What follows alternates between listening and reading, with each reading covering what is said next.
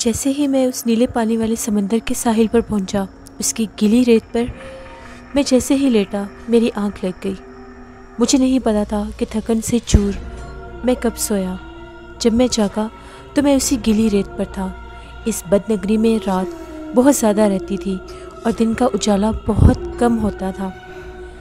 میں نے یہی سوچا تھا کہ دن کے اجالے میں میں اس نیلے پانی کے سمندر میں اتر جاؤں گا اور پھر جگدوش کی بد نگری تک پہنچ جاؤں گا، اس کے کالے کھنڈر تک پہنچ جاؤں گا۔ یہی باتیں سوچے میں سارے سمندر پر لیٹا ہوا تھا۔ تبھی ایک دم سے مجھے جنگل کی طرف سے کچھ روشنیاں دکھائی دینے لگیں۔ ایسا لگ رہا تھا 3 روشنیاں میرے قریب بڑھتی ہوئی آ رہی ہیں۔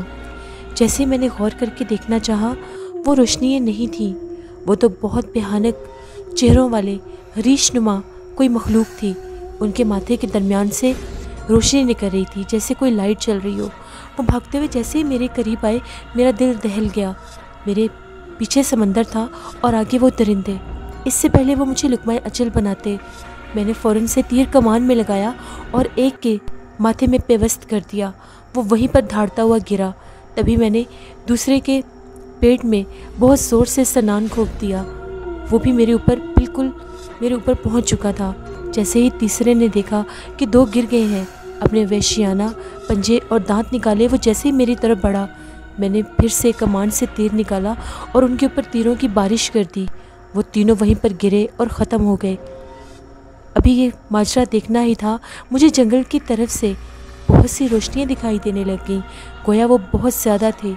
شاید یہ جنگل ان درندوں کا تھا، ان بھیانک درندوں کا جو بہت ہی زیادہ خوفناک تھے، یا یہ جنات تھے جن کے ماتھے سے لائٹ نکل رہی تھی اور چہرے ایسے تھے جیسے ریچھ ہوتے ہیں، جسم بھی ریچھ کی طرح ہی تھے، پنجے بہت بڑے بڑے تھے۔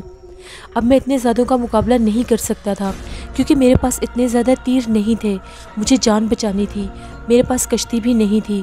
تبھی میں نے آغرب کے بتائے ہوئے طریقے پر عمل کیا اور پہاڑ کے اور درخت کے ایک بڑے سے چیتڑے کو دھکیلنا شروع کر دیا۔ میرے جسم میں ایک عجیب سی طاقت تھی، اگر مجھے زندہ رہنا تھا تو مجھے یہاں سے فوراً نکلنا ہوگا، مجھے نیلے پانی کے اس سمندر میں ابھی ہی کودنا ہوگا۔ تبھی میں نے بہت جلدی کے ساتھ ایک بہت بڑے درخت کا چیتڑا فوراً سے پانی میں اتار لیا اور اس کے اوپر بیٹھ گیا۔ جیسے میں اس کے اوپر بیٹھا، وہ روشنیاں میرے بہت قریب پہنچ گئی تھیں۔ ابھی بھی وہ پانی میں صحیح طرح سے اترا نہیں تھا، ابھی بھی ساحل کی ریت تھی۔ میں بہت ہمت کے ساتھ اللہ کا نام لیے اسے آگے دھکیل رہا تھا۔ وہ بہت زیادہ وزنی تھا، اس کے باوجود وہ پانی میں اتر گیا۔ ادھر وہ بھیانک چہرے والی بلائیں میرے اوپر پہنچ گئی تھیں۔ ان کی خونخوار آوازیں، ان کے خونخوار چیخو پکار میں سن رہا تھا۔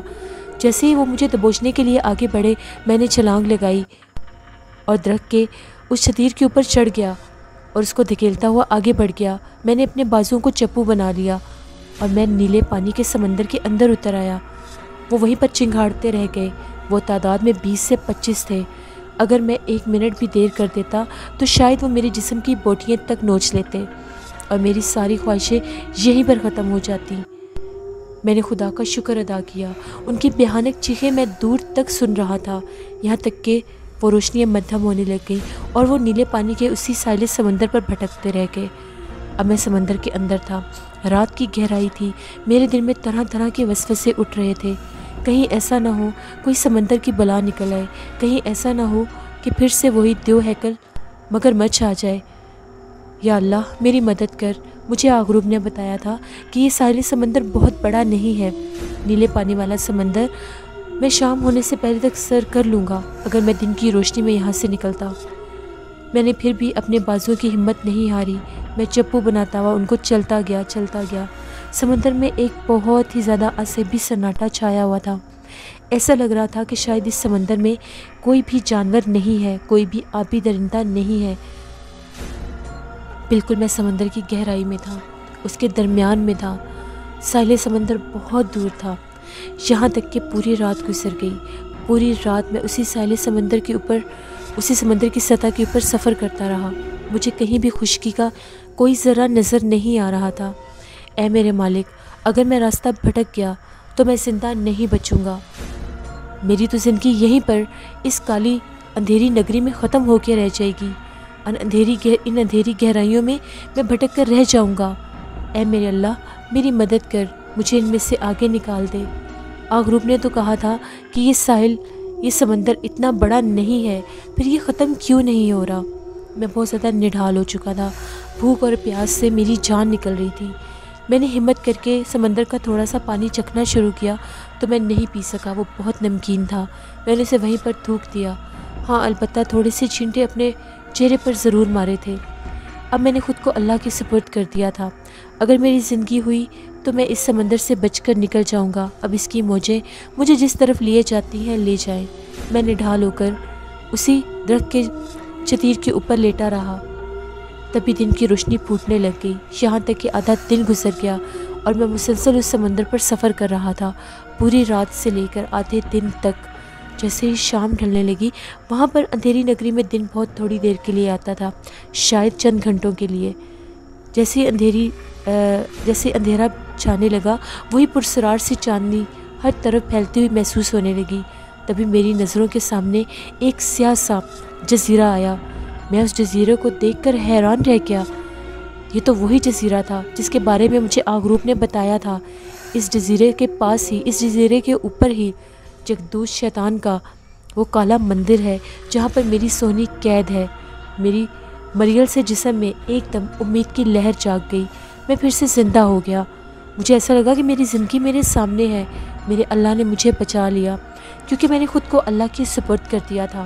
تبھی میں نے ہمت کی اور اپنے بازوؤں کو پھر سے ہلانا شروع کر دیا اور چپو بنا کر بہت جلدی کے ساتھ، بہت تیزی سے اس ساحل پر پہنچ گیا۔ وہ ایک بہت بڑا سیاہ کلر کا جزیرہ تھا۔ اس پورے جزیرے میں وہ مدھم سی تلسمی چاندنی پھیلی ہوئی تھی۔ اب میں ہمت نہیں کر سکتا تھا اس جزیرے کے اس گھنے جنگل میں رات کے ٹائم جاؤں۔ اگر میں رات کے ٹائم یہاں پر جاتا تو شاید میں یہاں پر زندہ نہ بچ سکتا۔ میرے پاس اس ساحل کے کنارے پر رات گزارنے کے علاوہ اور کوئی راستہ نہیں تھا۔ وہاں پر میں نے دیکھا ساحل سمندر کے اوپر ایک بہت بڑا پتھر تھا، شاید کسی پہاڑ کا پتھر تھا، مگر یہاں پر کیسا آیا؟ وہ پتھر سیاہ کلر کا تھا۔ وہ پتھر ساحل سمندر سے تھوڑا ہی دور پڑا ہوا تھا۔ میں اس پتھر کے پیچھے جا کر ٹیک لگا کر بیٹھ گیا۔ میں نے خود کو چھپایا ہوا تھا، ایسا نہ ہو کہ جیسے اس نیلے سمندر کے پہلے ساحل پر ان درندہ نما مخلوق نے مجھے آ کر گھیر لیا تھا، ایسا نہ ہو اب اس جنگل سے بھی کوئی ایسی ہی مخلوق نکل آئے۔ میرے پاس تو واپس جانے کا بھی راستہ نہیں تھا۔ میں تو بہت زیادہ میلوں کا سفر کر کے یہاں پر پہنچا تھا۔ اب میں سونی سے کچھ ہی قدم دور تھا۔ شاید اسی جزیرے پر وہ کالا کھنڈر تھا جہاں پر اس شیطان جگدوش نے سونی کو قید کیا ہوا تھا۔ تبھی میں اپنا نڈھال جسم لیے وہیں پر لیٹ گیا۔ درخت کے شتیر کو میں نے ساحل سمندر سے گھسیٹ کر باہر نکال لیا اور اس کو ساحل کی ریت پر ایک طرف دھکیل دیا۔ اس نے میرا بہت ساتھ دیا تھا۔ وہ ایک واحد سہارا تھا جس نے مجھے یہاں سے واپس لے کر جانا تھا۔ نہ تو میرے پاس کوئی سنان تھا اور نہ ہی کوئی تیر۔ اب صرف میں ہی میں تھا۔ میرے ساتھ صرف اللہ کی ذات تھی، اللہ کا ساتھ تھا اور بابا کمال شاہ کے دیے ہوئے وہ 2 تعویذ تھے۔ میں نے فوراً سے آستین اوپر کر کے ان تعویذوں کو چوم لیا اور سکون سے اس پتھر کے ساتھ ٹیک لگائے آنکھیں موند لیں۔ جنگل کے اندر سے پرسرار آوازیں گونج رہی تھیں۔ کبھی ایسا لگتا تھا کسی عورت کی چیختی ہوئی آواز گونجتی ہے، نہیں یہ سونی کی آواز تو نہیں ہو سکتی۔ کبھی ایسا لگتا تھا کہ کوئی بھیانک سا کہکا ہوا میں گونج رہا ہے، شاید یہاں پر آفتوں کا بسیرا تھا۔ اس بد نگری میں ہر جگہ پر چڑیلوں اور ڈائنوں کے انگنت بسیرے تھے۔ میں بہت زیادہ ڈر رہا تھا۔ میں نے دل میں آیت کریمہ پڑھنا شروع کر دیا۔ میں اللہ کا ورد کر رہا تھا۔ جیسے ہی میں نے اللہ کا ورد کرنا شروع کیا، جنگل سے گونجتی وہ بھیانک آوازیں کچھ دیر کے لیے تھم گئیں۔ ایسا لگ رہا تھا کہ وہاں پر بالکل سناٹا ہو گیا ہے۔ ان رات کے اندھیروں میں کسی جانور، یہاں تک کہ کسی حشرات کے بولنے کی بھی آواز نہیں تھی۔ پھر میں نے وہیں پر ٹیک لگائی اور میں سو گیا۔ میں نہیں جانتا کہ کب مجھے نیند کی آغوش نے آن لیا۔ میں بھوک اور پیاس سے بالکل نڈھال ہو چکا تھا، لیکن اب وہ بھوک اور پیاس بھی کافی حد تک میں نے اپنے اندر برداشت کر لی تھی، کیونکہ سونی تک پہنچنے کا اب بہت جلدی میرے پاس راستہ نکل آیا تھا۔ گویا میں کالے کھنڈر کے قریب پہنچ گیا تھا۔ تبھی میں انہی باتوں کو سوچتا سوچتا وہیں پر سو گیا۔ جب میری آنکھ کھلی تو جنگل سے پرندوں کے چہکنے کی آوازیں آ رہی تھیں۔ جیسے میری آنکھ کھلی نیلے پانی کا ایک بہت بڑا سمندر ٹھاٹھے مارتا ہوا میرے سامنے تھا۔ اس کی بے قرار لہریں ادھر ادھر بہت زیادہ اچھل رہی تھیں۔ تبھی میں نے سر اٹھا کر دیکھا تو میرے پیچھے اس جزیرے کا ایک بہت گھنا جنگل تھا۔ بہت بڑے بڑے درخت تھے اور اس کے اوپر ان درختوں کے اوپر عجیب و غریب پھل تھے۔ میں نے اتنا پھلدار جنگل پہلے کبھی نہیں دیکھا تھا۔ ہر درخت پر ایک عجیب و غریب پھل تھا۔ وہاں پر ناریل کے پیڑ بھی تھے۔ میں نے خدا کا شکر ادا کیا اور بنا رکے ان درختوں کی طرف، اس جنگل کی طرف بھاگنا شروع کر دیا۔ وہ جنگل بے حد خوبصورت تھا، بہت ہی صاف ستھرا سا تھا۔ ہر چیز سامنے نظر آ رہی تھی۔ ہر درخت پر عجیب و غریب پھل تھا۔ میں نے ایک درخت کے اوپر چڑھ کر وہاں سے بہت زیادہ رسیلے پھل کھائے۔ مجھے بہت پیاس لگی ہوئی تھی۔ تبھی میں ناریل کے پیڑ پر چڑھا اور میں نے وہاں سے ایک ناریل توڑا، اس کا پانی پیا اور اپنی پیاس بجھائی۔ میں بھی دل میں یہ سوچ ہی رہا تھا کہ ناریل کے پیڑ کے اوپر چڑھ کر میں گرد و نواح کا جائزہ لیتا ہوں، کیونکہ ناریل کا پیڑ قد میں بہت دراز ہوتا ہے۔ میں نے پھر ہمت کی۔ اب میرے جسم میں پوری طرح سے توانائی اور ہمت آ چکی تھی۔ میں ناریل کے پیڑ کے اوپر چڑھا اور بیٹھ کر گرد و نواح کا جائزہ لینے لگ گیا۔ دور کہیں مجھے کھنڈر کی کوئی عمارت نظر نہیں آ رہی تھی۔ یہ کیا تھا؟ مجھے تو آغروب نے اسی جزیرے کے بارے میں بتایا تھا۔ پھر جگدوش کا کھنڈر کہاں پر ہوگا؟ ابھی میں یہ سوچ ہی رہا تھا کہ ایک دم سے ناریل کی شاخوں میں سرسراتی ہوئی کوئی چیز میرے ناک کے بالکل قریب سے گزر کر سامنے شاخ میں گئی۔ جب میں نے دیکھا تو وہ ایک تیر تھا۔ میں فوراً سے جھک کر نیچے ہو گیا۔ میرے اوپر کسی نے تیروں کی بارش کر دی۔ یہ کون تھے؟ تبھی گرد و نواح جنگل میں عجیب و غریب چیخیں گونجنے لگ گئیں۔ مجھے لگتا تھا میرے اوپر جنگلیوں نے حملہ کر دیا تھا۔ تبھی میں خود کو سنبھال نہیں پایا اور ناریل کے پیڑ سے جیسے ہی نیچے گرا، نیچے بہت زیادہ گھاس تھی۔ مجھے چوٹ نہیں لگی۔ اس سے پہلے میں خود کو سنبھالتا، میرے پیروں میں عجیب و غریب طرح کا ایک پھندا آیا، پرانے زمانے کا ایک عجیب و غریب پھندا جس نے میرا ایک پاؤں جکڑ لیا اور مجھے کسی نے درخت کے اوپر الٹا لٹکا دیا۔ میں درخت میں ہوا میں جھول رہا تھا۔ مجھے کچھ سمجھ نہیں آ رہی تھی میرے ساتھ کیا ہونے والا ہے۔ تبھی میں نے دیکھا بہت ہی زیادہ بھیانک چہروں والے انسان نما مخلوق میرے ارد گرد موجود تھے، لیکن یہ انسان نہیں تھے۔ ان کے پیر بہت ہی زیادہ بڑے اور عجیب تھے۔ ان کے ہاتھ بہت لمبے تھے اور بازو جو تھے وہ پاؤں تک آ رہے تھے۔ ہاتھ اور پاؤں ایک برابر ہی تھے۔ اے میرے خدایا، یہ کیا چیزیں ہیں؟ اور وہ قد میں بھی بہت ہی بڑے تھے۔ ان سب نے نیزے میری طرف کیے ہوئے تھے۔ میں بار بار ہاتھ ہلا رہا تھا کہ مجھے مت مارو۔ وہ عجیب و غریب نظروں سے میری طرف دیکھ رہے تھے۔ میں یہ تو سمجھ رہا تھا کہ ان لوگوں کو بالکل سمجھ نہیں آ رہی کہ میں کون سی زبان بول رہا ہوں۔ مجھے اب یہ لگتا تھا کہ شاید یہ لوگ مجھے زندہ نہیں چھوڑیں گے۔ تبھی ان میں سے کسی ایک نے بندر کی طرح درخت کے اوپر چھلانگ لگائی اور درخت کے اوپر لگی اس رسی کو کاٹنا شروع کر دیا۔ میں جیسے درخت سے نیچے اترا، میں نے فوراً سے اپنے پاؤں سے وہ پھندا نکالا، کیونکہ جس طرح سے وہ مجھے درخت سے نیچے گرا رہا تھا میری گردن کی ہڈی ٹوٹ جاتی، لیکن میں نے اپنے ہاتھ نیچے کر لیے اور خود کو بچا لیا۔ وہ پھندا نکال کر جیسے ہی میں نے بھاگنا چاہا، ان لوگوں نے چاروں طرف سے نیزوں کے ساتھ مجھے گھیر لیا۔ اب وہ مجھے لیے ایک کونے میں دھکیلتے جا رہے تھے۔ شاید وہ مجھے عجیب و غریب جگہ پر لے جانا چاہتے تھے۔ میں بے بس تھا۔ اگر یہاں سے بھاگتا تو ان کے تیر مجھے چھنی کر دیتے۔ میں بے بسی کے ساتھ ان کے نیزوں کی نوک کھاتے ہوئے آگے بڑھتا گیا۔ وہ ایک قطار بنائے مجھے اپنے ساتھ لے جا رہے تھے۔ وہ بہت زیادہ عجیب و غریب بولی بول رہے تھے۔ ان کے چہرے بہت ہی زیادہ بھیانک تھے۔ آنکھیں بہت زیادہ بڑی تھیں اور ان میں صرف اور صرف ڈیلے ہی تھے۔ اس کے اوپر کوئی بھی آنکھ کی پتلی نہیں تھی اور آنکھیں بھی سائز میں بہت بڑی تھیں۔ ناک کی جگہ پر ایسے لگتا تھا جیسے کوئی لمبی سی سٹک ہوتی ہے، کوئی سوٹی ہوتی ہے جو ان کے پیٹ تک آ رہی تھی، اور ہونٹوں والا حصہ تو تھا ہی نہیں۔ وہاں پر صرف اور صرف دانت تھے جن میں ایک بہت لمبی زبان تھی۔ اتنی ہیبت ناک مخلوق کو دیکھ کر میرے رونگٹے کھڑے ہو گئے۔ چہرے بہت زیادہ لمبوترے تھے اور سر کے اوپر سے ایک عجیب سی ہڈی نکلی ہوئی تھی۔ ان سب کے چہرے ایک جیسے ہی تھے۔ وہ مجھے دھکیلتے ہوئے آپس میں کچھ عجیب و غریب نعرے لگاتے ہوئے بہت عجیب و غریب جگہ پر لے کر آئے۔ وہ جنگل ختم ہو گیا۔ سامنے ایک عجیب و غریب بستی تھی۔ وہاں پر گھروں کی جگہ پر مٹیوں کے ڈھیر تھے جن میں عجیب و غریب طرح سے سوراخ بنائے ہوئے تھے۔ وہاں پر ان گنت ان جیسے وجود تھے جن میں نہ تو مرد اور عورت کی تفریق کی جا رہی تھی، بلکہ یہ بھی پتہ نہیں چل رہا تھا کہ ان میں سے بچے کون ہیں۔ تبھی ان لوگوں نے لا کر مجھے اس بستی کے درمیان میں کھڑا کر دیا۔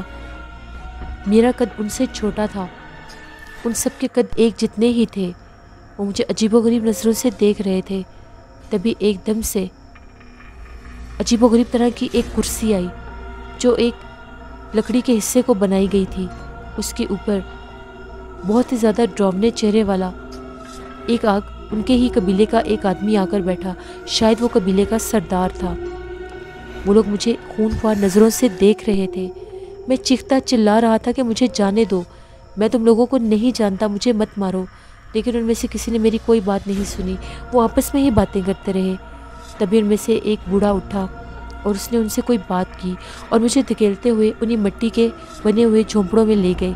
وہ اندر سے بہت ہی زیادہ عجیب تھے، گویا وہ اندر سے بہت بڑے اور صاف ستھرے تھے، باہر سے صرف وہ مٹی کے ڈھیر لگ رہے تھے۔ زمین کے اوپر کوئی چٹائی نہیں تھی، بس وہی چٹیلی زمین ہی تھی۔ اس ریتلی اور پتھریلی زمین پر مجھے بٹھا دیا گیا۔ تھوڑی ہی دیر کے بعد ان کے ہی شکلوں والے دو اندر آئے۔ ان کے ہاتھوں میں بہت لمبے لمبے چھرے تھے۔ مجھے لگا کہ شاید اب یہ لوگ مجھے ذبح کر دیں گے۔ ان لوگوں نے زور سے مجھے زمین کے اوپر گرایا اور ان میں سے ان کا سردار اندر آیا اور اس کے ہاتھ میں وہ چھرا تھا۔ وہ چھرا اس نے بالکل میری گردن کے قریب کیا۔ اب میرے لیے بچنے کے سوا اور کوئی موقع نہیں تھا، یا تو میں ان کے ہاتھوں ذبح ہو جاتا یا خود کو بچا لیتا۔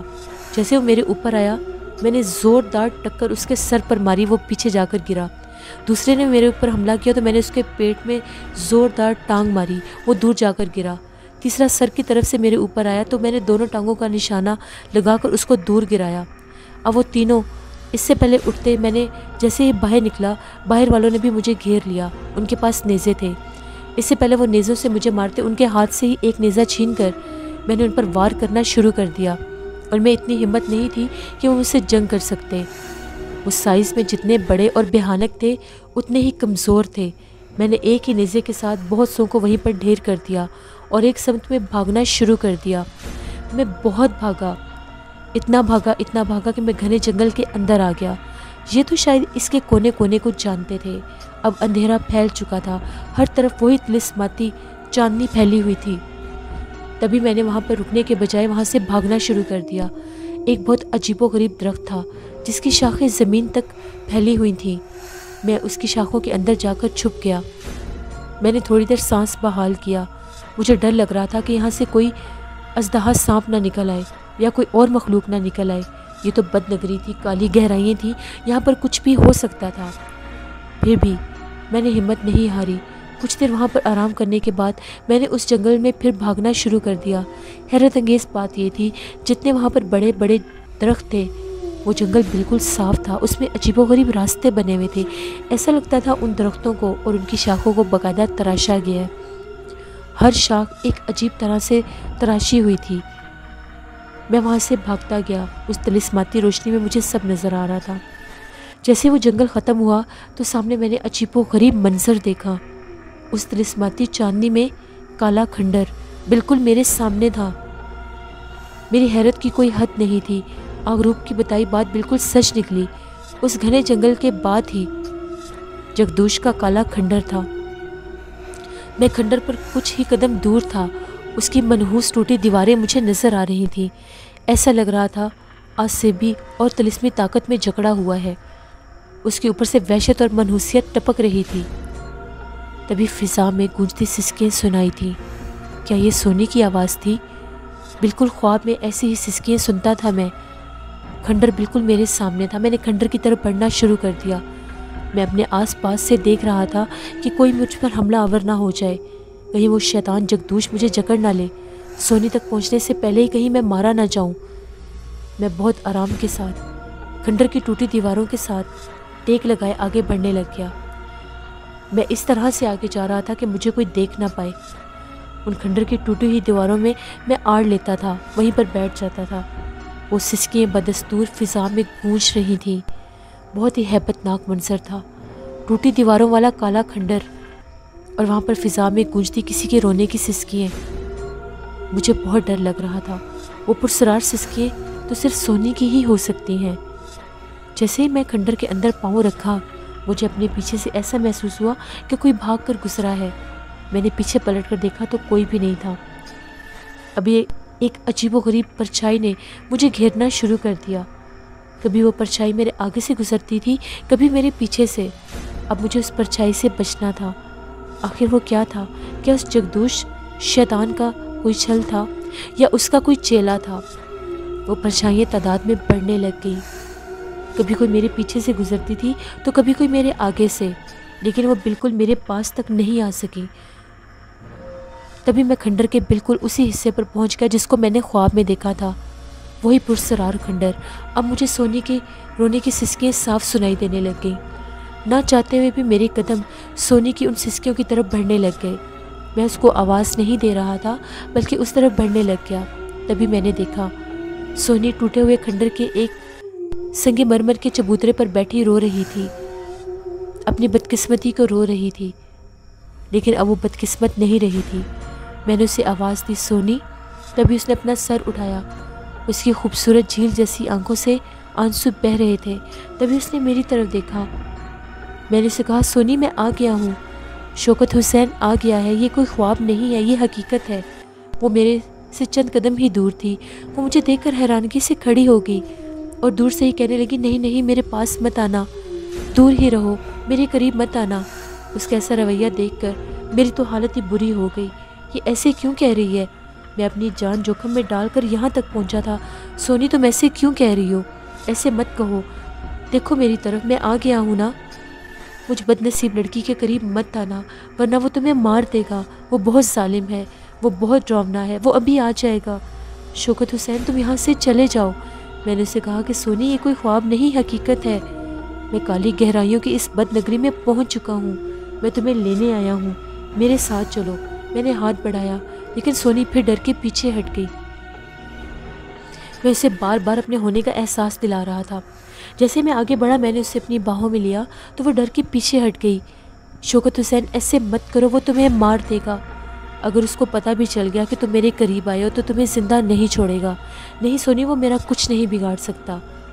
میرے ساتھ اللہ کی طاقت ہے، اللہ کی طاقت سے میں یہاں پر پہنچا ہوں، وہ میرا کچھ نہیں بگاڑ سکتا۔ یہ دیکھو میرے پاس بابا کمالی شاہ کے تعویذ ہیں جنہوں نے میری بہت حفاظت کی ہے، اور سب سے بڑی بات میں نے اپنے آپ کو اللہ کی سپرد کر دیا تھا۔ یہ شیطان میرا کچھ بھی نہیں بگاڑ سکتا۔ تبھی فضا میں غراٹے دار گونج سنائی دی، بہت بھیانک چنگھاڑ تھی وہ۔ میرا جسم دہل کے رہ گیا، سونی بھی تھر تھر کانپنے لگ گئی۔ شوکت حسین پیچھے ہٹ جاؤ، پیچھے ہٹ جاؤ، میرے اتنے قریب ہو کر مت کھڑے ہو، وہ تمہیں دیکھ لے گا۔ تبھی ایک دم سے کھنڈر کی ٹوٹی دیواروں کے اوپر سے وہ لرزتا ہوا آ رہا تھا، دیواریں لرز رہی تھیں، وہ دوڑتا ہوا آ رہا تھا۔ تبھی میں نے کھنڈر کے کالے اندھیرے میں چمکتی ہوئی اس کی سرخ آنکھ دیکھی۔ وہ سرخ آنکھ سے مجھے دیکھ رہا تھا۔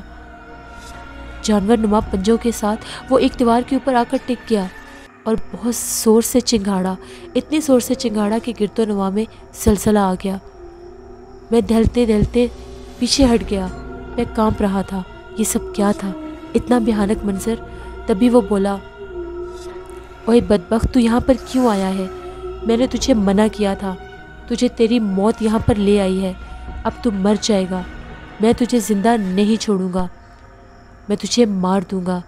جیسے میں نے اسے دیکھا میں نے اسے یہ کہا کہ تو میرا کچھ نہیں بگاڑ سکتا شیطان جگدوش، میں تیرا سروناش کرنے آیا ہوں۔ ابھی میں اس کو یہ کہہ ہی رہا تھا کہ سونی ڈر کے پیچھے ہٹ گئی۔ اس کے منہ سے اس کی زبان باہر نکلی اور وہ ایسے تھی جیسے کوئی سانپ ہے۔ اس سانپ نے میرے جسم کو لپیٹنا شروع کر دیا۔ وہ کالے کھنڈر کے ایک چبوترے پر تھا، ایک دیوار پر تھا، اور اس کی زبان سانپ کی طرح میرے گرد لپٹ رہی تھی۔ میرا سانس بند ہو رہا تھا۔ سونی بے بس کھڑی مجھے مرتے دیکھ رہی تھی۔ تبھی اس نے اس کی منتیں کرنی شروع کر دی، جگدوش اسے چھوڑ دو، اسے مت مارو، میں نہیں جاؤں گی اس کے ساتھ، میں تمہارے پاس ہی رہوں گی، میں تمہاری قیدی ہوں، میں اس کو یہاں سے سمجھا بجھا کر بھیج دوں گی، اس کو مت مارو، یہ مر جائے گا۔ میری ہڈیاں ٹوٹتی ہوئی محسوس ہو رہی تھیں، میرا سانس بند ہو رہا تھا۔ ابھی میری آنکھیں بند نہیں ہوئی تھیں۔ سانپ کے پھن بالکل میرے چہرے کے آگے تھے۔ اس کی زبان کے اوپر ایک بہت بڑا کالا اژدہا سانپ تھا جو پھنکارتا ہوا اپنا پھن لیے میرے چہرے کے اوپر آ چکا تھا۔ جیسے میں نے آنکھیں بند کی، میرے کانوں میں بابا کمالی شاہ کی آواز گونجی، نہیں شوکت حسین، آنکھیں بند نہیں کرنی، ہمت کرو، تم کر سکتے ہو، تمہارے ساتھ اللہ کی ذات ہے۔ میرے تعویذوں کو اپنے ذہن میں لاؤ، اللہ کا کلام پڑھو، آیت کریمہ پڑھو، میری بات سنو، آنکھیں بند نہیں کر سکتے تم پر اللہ کا خاص کرم ہے۔ شوکت حسین آنکھیں کھولو۔ جیسے بابا کمالی شاہ کی آواز میرے کانوں میں گونجی، میں نے آنکھیں کھول دی اور اللہ کا کلام پڑھنا شروع کر دیا۔ اے میرے مالک، میری مدد کر، اس جگدوش جادوگر سے مجھے بچا لے، اس کے شکنجے کو ہلکا کر دے۔ وہ جتنی گرفت تیز کر رہا تھا اس کی گرفت ہلکی ہوتی جا رہی تھی، یہاں تک کہ اس کی گرفت بالکل ختم ہو چکی تھی اور اس نے مجھے چھوڑ دیا اور بہت زور سے چنگھاڑنا شروع کر دیا۔ تو میرا کچھ نہیں بگاڑ سکتا، تو میرا کچھ نہیں بگاڑ سکتا، میں تجھے مار دوں گا۔ جیسے اس کو اپنی شکست کا اندازہ ہو رہا تھا، اس کی جان لیوا گرفت سے میں آزاد ہو چکا تھا۔ میرے اندر بہت بڑی طاقت تھی۔ سونی یہ منظر دیکھ کر بہت زیادہ حیران تھی، یہ کیسے ممکن ہے، یہ کیسے ہو سکتا ہے؟ شوکت حسین بچ گیا۔ تبھی ایک دم سے دوبارہ سے جگدوش نے اپنی نشست سنبھالی، وہ جیسے میرے اوپر چھلانگ لگانے لگا تھا۔ جیسے اس نے اپنے پنجے اٹھائے، میں زمین پر نیچے بیٹھ گیا۔ وہ میرے اوپر چھلانگ نہیں لگا رہا تھا، بلکہ میرے پیچھے بنی کالی دیوار پر چھلانگ لگا رہا تھا جس کے پاس سونی کھڑی تھی۔ تبھی اس نے ایک دم سے سونی کا ہاتھ پکڑا۔ سونی اور وہ ہوا میں دھوئیں کی طرح تحویل ہو گئے اور میں اپنی پھٹی پھٹی آنکھوں کے ساتھ ان کو دیکھتا ہی رہ گیا۔ جگدوش اور سونی ہوا میں غائب ہو چکے تھے۔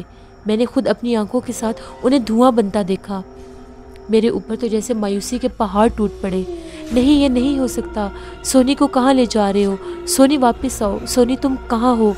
تم دھواں نہیں بن سکتی۔ میں نے اپنی آنکھوں سے سونی کو دھواں بنتے دیکھا۔ میں بہت مشکل سے یہاں پر پہنچا تھا۔ میری ساری محنت کیسے رائے گاں چلی گئی؟ وہ سونی کو کہاں لے گیا؟ میں پاگلوں کی طرح اس کھنڈر میں بھاگ رہا تھا۔ میں نے اس کھنڈر کا کونا کونا چھان مارا، جہاں پر کالی پرچھائیاں جگہ جگہ پر پھر رہی تھیں۔ وہ منڈلا رہے تھے کالے سائے، کبھی کوئی فضا میں اڑ رہی تھی، کبھی کوئی میرے پیچھے سے گزر رہی تھی، لیکن سونی کہیں نہیں تھی۔ اس کی فضا میں گونجتی سسکیاں بھی نہیں سنائی دے رہی تھیں۔ میں نے بہت محنت کی تھی یہاں تک آنے کے لیے۔ میری ساری محنت رائے گاں ہو گئی۔ کیا میں یہاں سے خالی ہاتھ واپس جاؤں گا؟ نہیں، ایسا نہیں ہو سکتا۔ تبھی فضا میں بہت زیادہ ڈرانے کہکے گونجنے لگ گئے۔ ایسا لگ رہا تھا کہ وہ کہکے کسی عورت کے ہیں۔ بہت زیادہ بھیانک آواز تھی۔ میں نے پیچھے پلٹ کر دیکھا تو کھنڈر کی دیوار کے اوپر پاؤں کے بل ایک بہت زیادہ ڈراؤنی عورت کو بیٹھے دیکھا، جس کا آدھا سر گنجا تھا اور آدھے سر پر بال تھے، اور وہ بال زمین تک پھیلے ہوئے تھے۔ ایسا لگ رہا تھا کہ اس کے بال نہیں، جیسے سانپ ہیں، وہ زمین پر رینگ رہے تھے۔ وہ ایسے بیٹھی ہوئی تھی جیسے دیوار کے اوپر بلی بیٹھی ہوئی ہے۔ اس کا چہرہ بہت زیادہ ڈراؤنا تھا۔ اس کے ماتھے میں بھی صرف ایک ہی آنکھ تھی اور گردن کی جگہ پر ایک بہت بڑا سوراخ تھا۔ وہ میرے اوپر ہنس رہی تھی۔ جیسے میں نے اسے دیکھا کہ میرے اوپر کوئی حملہ نہ کر دے، میں نے وہاں سے بھاگنا شروع کر دیا۔ میں اتنا بھاگا کہ میں واپس اسی جگہ پر آ پہنچا جہاں پر سونی تھی۔ میں بے بس ہو کر وہیں پر بیٹھ گیا۔ اب میں کیا کروں گا؟ میں یہاں سے کیسے جاؤں گا واپس؟ میں سونی کو لیے بنا نہیں جاؤں گا۔ میں جب تک جگدوش کا سروناش نہیں کروں گا، میں یہاں سے نہیں جاؤں گا۔ مجھے مایوس نہیں ہونا، میرے ساتھ اللہ کی طاقت ہے۔ میرے پاس بابا کمالی شاہ کے دیے ہوئے تعویذ ہیں جو میری مدد کریں گے، اور میں سونی کو لے کر ہی یہاں سے جاؤں گا۔ تبھی میں مایوس اسی چبوترے پر بیٹھ کر جہاں پر سونی بیٹھ کر روتی تھی، سونی تم کہاں ہو؟ ایک دفعہ مجھے آواز دو۔ اگر تم میرے ارد گرد ہو، مجھے دیکھ سکتی ہو تو ایک دفعہ بولو۔ لسن، اب آپ لوگ نیکسٹ ایپیسوڈ میں دیکھیں گے کیا شوکت حسین اس کالے کھنڈر سے سونی کو لے جانے میں کامیاب ہو جائے گا؟ کیا وہ جگدوش جادوگر کا مقابلہ کر سکے گا؟ کیا وہ اس وحشی شیطان کا سروناش کر سکے گا؟ کیا اسے سونی دوبارہ نظر آئے گی؟ اگر سونی دھواں بن کر تحویل ہو چکی ہے تو کیا دوبارہ انسانی روپ میں شوکت حسین کو ملے گی؟ یہ سب جاننے کے لیے آپ لوگوں کو وزٹ کرنے پڑے گی کھنڈر کی اگلی ایپیسوڈ۔ جن لوگوں نے ابھی تک میرے چینل کو سبسکرائب نہیں کیا، میرے چینل کو ضرور سبسکرائب کریں۔ میرے چینل پر آپ لوگوں کے لیے بہت ہی زیادہ ڈرامے ناولز ہوں گے جنہیں آپ لوگ بہت زیادہ پسند کریں گے۔ میرے چینل کو بہت زیادہ سپورٹ کریں جیسے آپ لوگوں نے خوفناک کہانیوں کو سپورٹ کیا ہے۔ اپنا بہت سا خیال رکھیے گا۔ Thank you for watching. Stay blessed. اللہ نگہبان۔